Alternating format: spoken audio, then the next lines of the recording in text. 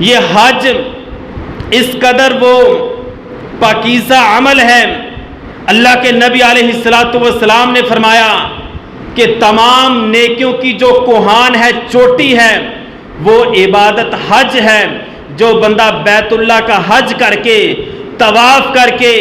سعی کر کے، زمزم کا پانی پی کر کے جب بیت اللہ کے باہر نکلتا ہے، اللہ رب العالمین اس بندے کو ایسے پاک کر دیتے ہیں جیسے وہ آج ہی ماں کے پیٹ سے باہر آیا ہے۔ ماں کے پیٹ سے جب بچہ باہر آتا ہے،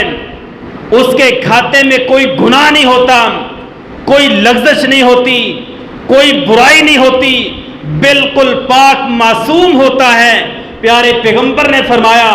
جو بندہ بیت اللہ کا حج نیت کے ساتھ، اخلاص کے ساتھ، محبت کے ساتھ، پیار کے ساتھ بیت اللہ کا طواف کرتا ہے، سعی کرتا ہے، میدان عرفات میں کھڑا ہو کر کے اللہ کے سامنے گر گڑا کر کے دعائیں کرتا ہے، اللہ رب العالمین اس کو اس طرح صاف کر دیتا ہے جس طرح آج ہی ماں کے پیٹ سے باہر آ